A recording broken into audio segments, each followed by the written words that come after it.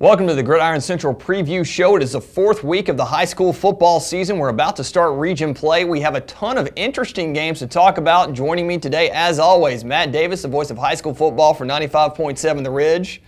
Fist bump, explosion. Sound effects and everything. Sound effects with everything.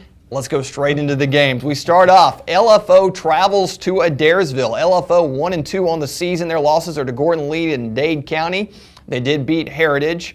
The Adairsville Tigers 2-1 on the season. Their lone loss to Cass. They beat Armurchie and Pepperell last week. This is the region opener for both teams. And a key note here, next week Adairsville will play Ringgold in a very interesting contest in 5 AAA. Matt, what do you think about this one? Yeah, Adairsville has an interesting contest next week. I don't find anything too terribly interesting about this game. You mentioned that LFO is 1-2. Losses to Gordon Lee. Gordon Lee had a close call against Armurchie last week. That game ended up 6-2. Armurchie is really having a struggle this year. You know, I think LFO is going to struggle this year. Adairsville's a good team. We talk about their offense almost every week with Marcus Childers at quarterback, a couple of good backs. He's got good receivers. Defensively, it seems like they have, I wouldn't say turned a corner, but they have improved defensively.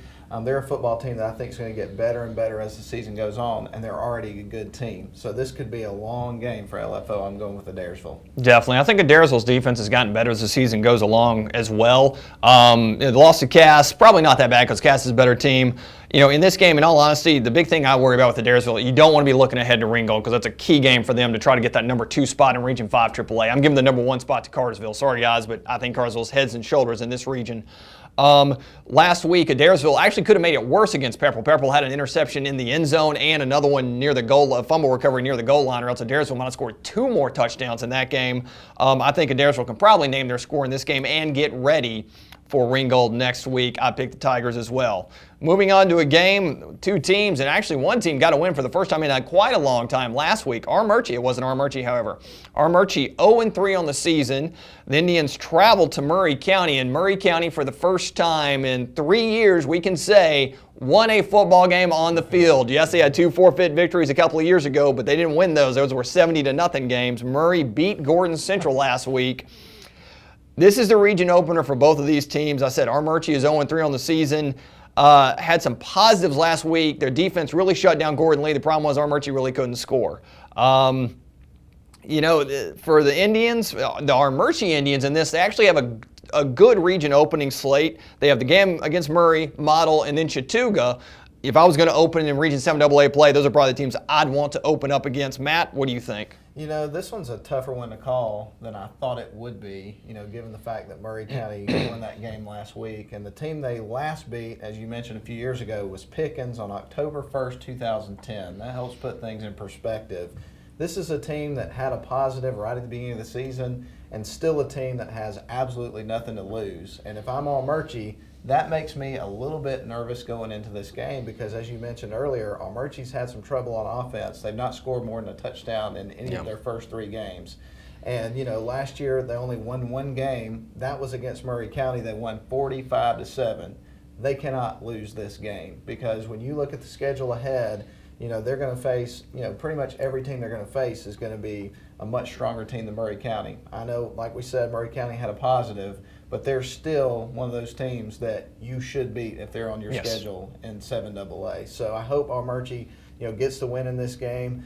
Looking at Armurchie, it's kind of interesting because the last couple of years last year was horrible. The 2 years prior to that, they were a 500 team. Before that, they had a couple of winning seasons. They're a team that has slid in a big way in a hurry. And, it kind of stinks to see a program that you felt like was taking some steps forward fall that far behind that quickly. Yeah. So I'm really rooting for these kids. I hope they get a win in this game. And I think they will. I think they're going to be very motivated in this game. And I think Murray County will be too, but I'm going to pick Armurchie. It's a tough one for me to pick. It's at Murray County. Murray County got that win last week. I don't know how good Gordon Central is, in all honesty. They're 0-3 on the season. The way I look at this is simple. Armurchie's got to score some points. If Armurchie goes out there and only scores 1 touchdown or 2 touchdowns, they will not win this game. However, this is Armurchie's breakout performance for the offense. They're going to score 3 or 4 touchdowns. Armurchie's going to win. It may be a lot closer than people want it to be, but I see Armurchie getting the region win here. Moving on. the opposite direction, talking about a team that had a whole slew of wins and got their first regular season loss, not region loss, last week. Dade County travels to Calhoun. The Yellow Jackets' 49-game regular season winning streak came to an end last week at the hands of Carrollton in a big way. It was like 42-7. Since I've been at Gridiron Central, Calhoun has never been beaten that badly. Dade County comes in, they're 2-1. The Wolverines have wins over North Murray and LFO. Close loss to North Sam Mountain. We don't know how good any of those teams really are in the grand scheme of things. Obviously, Calhoun 2-1 on the season. Now, I said that one winning streak was over. There are two more to talk about. The Jackets have a 42-game home winning streak. That includes the playoffs. And they have not lost a region game since 2001. Matt, do they lose that first region game since 2001 Friday? Well, a couple of interesting things. I mean, for me, Dade County, with where they're situated geographically, it's hard for me to wrap my brain around that team because it's like they live on this mysterious island far, far away, and I can't figure out this team until later on in the season for some reason. And again, this year, it's interesting because right now they're currently number 2 in the region in terms of scoring points and number 3 in terms of defense. In my personal opinion, this is the absolutely worst week that you could play Calhoun. Now, granted, they didn't have a bye week to get ready for this game or anything like that, and they just are on the heels of a very tough loss, but this team is hungry to get back in the win column, and they feel like at this point they've got something to prove again, and I think that makes them dangerous. And, one of the things about Calhoun is, even though they don't seem to have the firepower offensively that they've had in the years past, as a matter of fact, they're nowhere near where you would think they would be this point in terms of their scoring. Their defense is still pretty good, even though that didn't show too much last week. But when you put it in perspective of the teams that they've got to come, they're still a really good team, and they've got some offensive schemes that sometimes look predictable, but they're not. They do a lot of different things with screens and all kind of different things on offense that may look like your typical screen, but they're not, and they're hard for defenses to figure out. And so I think they're really going to put a hurting on Dade County in this game. I don't care where you play it. Even though they are playing at home, that factors even more into it. I'm going to go with Calhoun. I think they're going to bounce back this week pretty good. Yeah, I'm not going to pick a Region 7 AA foe against Calhoun this year, at least not yet. I mean, if they come out and stumble, bumble, fumble against Dade County, I may switch that up for next week's game, but we'll talk about that next week. Dade County is one of those teams. It's so tough to get a read on these guys until, like Matt says, a couple of games into the region season to see how they're going to fare against the 7AA opponents. A couple of years ago, they had a phenomenal team, and they've been right on the edge of the playoffs the past couple of years. Calhoun is Calhoun. The defense is going to be good. Yeah, I know Carrollton put 42 points on them, but Carrollton might be the best team in all of Class 4A and probably one of the top 10 teams in the state. Calhoun's offense does need to get clicking. I think it will get clicking. I think it won't be close at halftime. Calhoun wins this one. Moving on, Ridgeland at Cedartown, another game that's kind of tough to pick in this situation. The Panthers so far in the season are 1-1. They lost to Calhoun, and they beat River Ridge. Cedartown is 3-0, wins over Rockmart, Pepperell, and Lafayette, three teams that, quite honestly, haven't exactly torn anything up. I think between the two wins combined between their three opponents there. Nick Chubb with Cedartown, we know. Cedartown's defense has gotten better. Offense seems to be better. Does Cedartown beat Ridgeland in this game, Matt? I think they will. I mean, Richmond, I think the verdict is still kind of out on them. They really took a hard lump against Calhoun a couple of weeks ago, and that really got my attention, especially when you see the way that things have gone for Calhoun the first few weeks of the season in terms of their offense not clicking right away. And, you wouldn't have known that necessarily watching the Ridgeland game. So to me, you've got the classic situation of a rebuilding year for Ridgeland. They lost a lot of players, they're experienced players, and this is going to be an opportunity for them to try to get some players, some good experience going up against a good team. And, Cedartown, last year the thing we always talked about was how one-dimensional they were. Yeah. And, I still think there's a pretty heavy element of that. When you got one of the best running backs in the state, you're going to use him, and he's going to score a lot of points, and he's going to rack up yards, and that's what we've seen.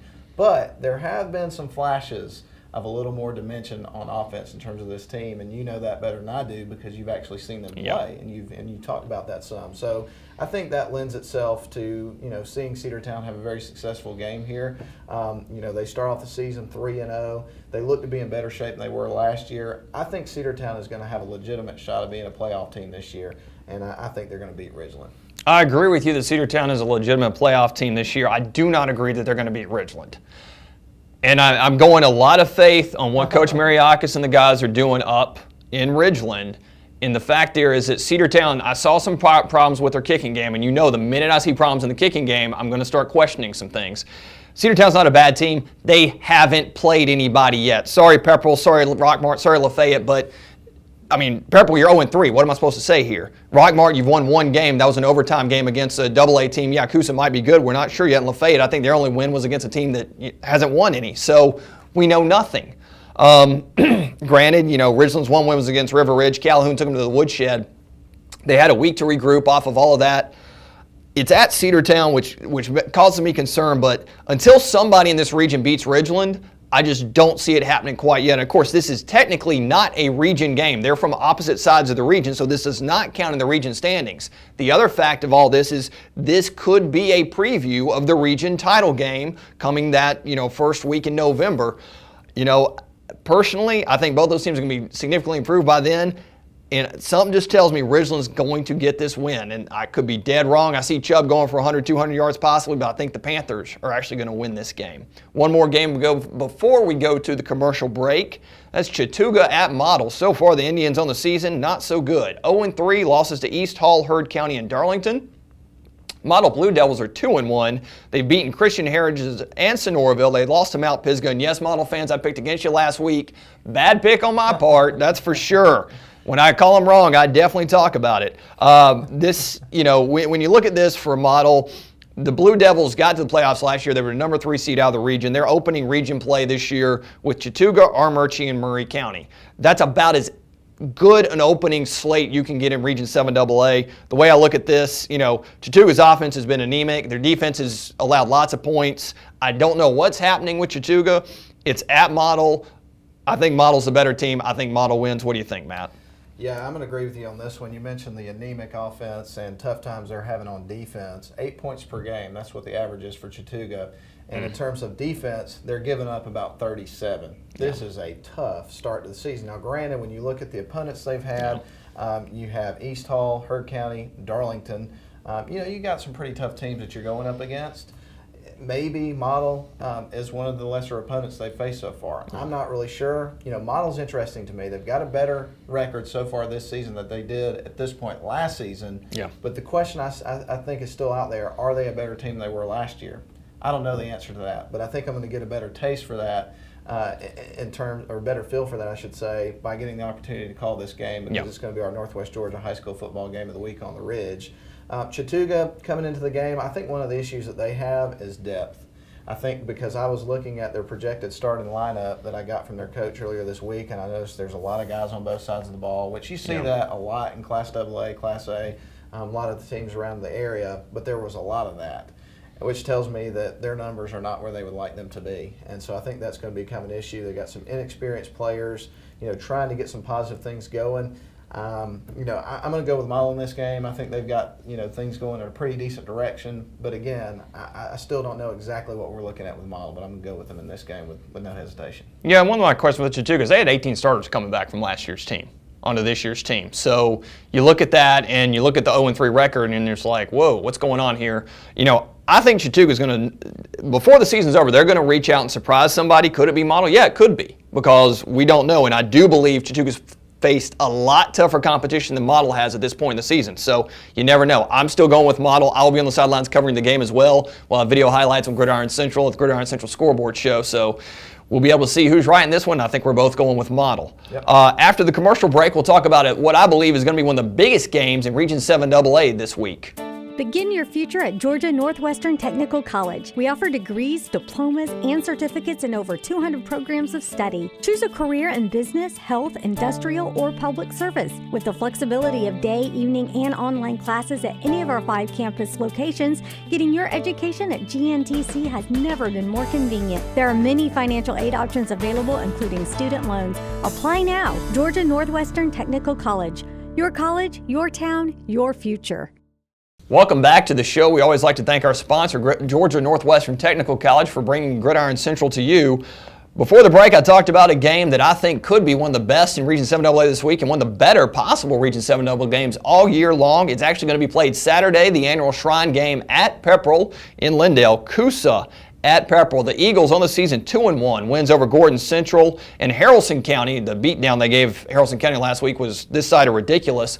And then an overtime loss to AAA Rockmart. Dragons so far 0-3 on the season, but look, those losses are to Northwest, Whitfield, Cedartown, and Adairsville. None of those are bad losses. And when you look at this, both Coosa and Pepperell opened the region slate with kind of a tougher slate than some of the other guys to start with. I mean, everybody plays in the region, but it's harder to get a 3-0 start when you're facing Pepperell, Calhoun, and Dade to start the region slate. Of course, Pepperell draws pretty much the same slate. They have Coosa, Dade, and Calhoun. So both of these teams desperately want to get this win. Matt, what do you think? Well, one comment you might hear from some people this week is don't get caught looking ahead to Calhoun, because I know that's who Coosa is going to have in week 2. Todd Wheeler's the coach of the Coosa Eagles. He's not going to let them look ahead to Calhoun. He's going to have them focused on this team because he knows this program, and he knows that even in years where they don't have their top stuff going on, that they're still going to be a formidable opponent for anybody to go up against in the region. Coosa, I like this team. I've had the opportunity to see them the last couple of weeks. You're right. Crazy game last week against Haralson County. They scored 40 unanswered points first quarter. Haralson County couldn't hang on to the football. They fumbled it 4 times in the first quarter. Twice ran back for touchdowns, and the other 2 times resulted in points for Coosa. Then the final 3 quarters of the game, I wouldn't say that Todd Wheeler called the dogs off, so to speak, but he worked in some younger players, got them experience, as any good coach would do in that situation. And Haralson County, they tightened up their problems in terms of fumbling the football, and they played a much better game in the final 3 quarters of the game, but it still resulted in a 50-16 win for Coosa.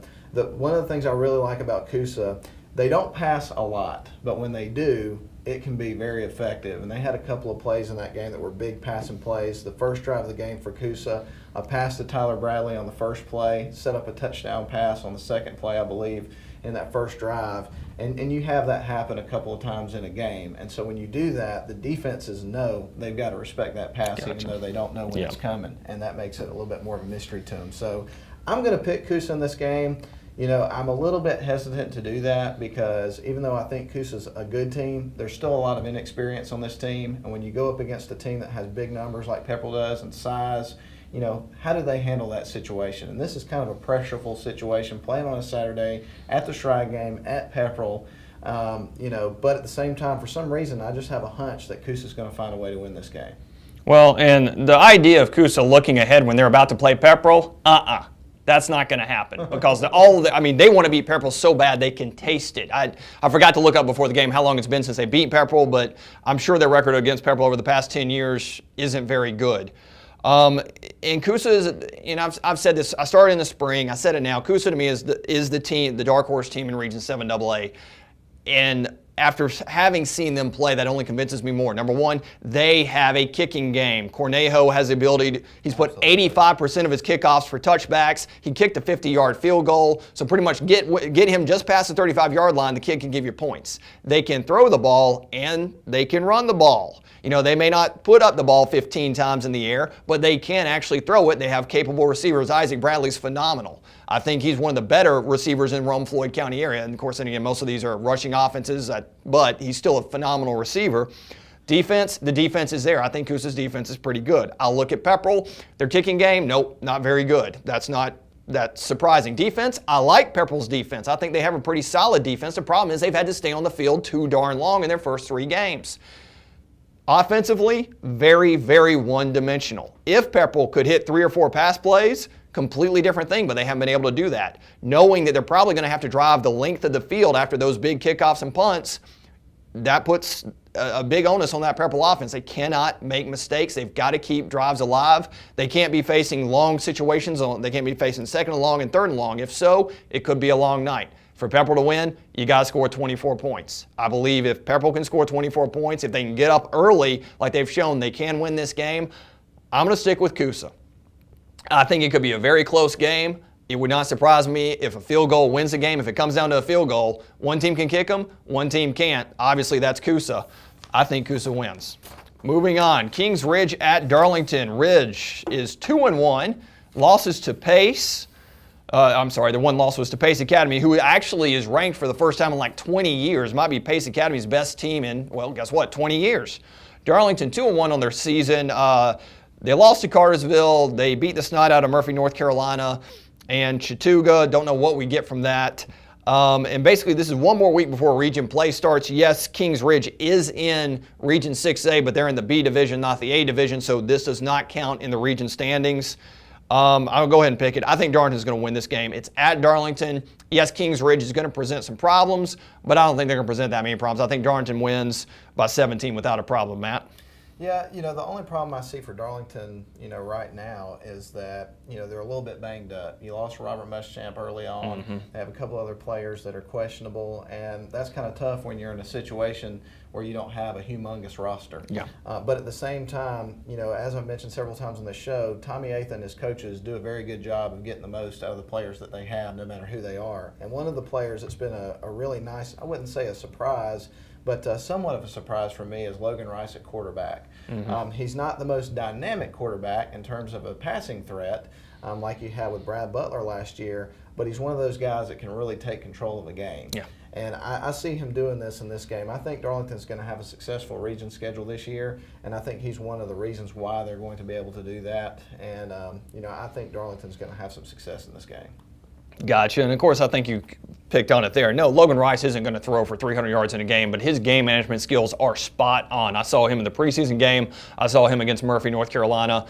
He's a very good player. He knows how to run that offense, and his passing will get better as the year goes on, but the key thing with him is he doesn't make the mistakes that get you beat. I agree, Darlington's going to win. Moving on, Gridiron Central at Ringgold. Warriors are facing what could be a very, very difficult year after what that was a phenomenal year last year. They're 0-3 so far. Losses to Coosa, Southeast Whitfield, and Murray County. Obviously, that was Murray's first win on the field in 3 years. Ringgold 2-1, wins over Dalton and Heritage. Last week, they lost a very close game to Central Carrollton. Central Carroll rallied to beat them. Look, I'm going to be blunt here. Ringgold's the better team. They beat Gridiron Central running away. Matt? Gridiron Central got beat by Murray County. That's all I have to say about this game. I'm going with Ringgold. It's the clear choice. Gotcha. Moving on.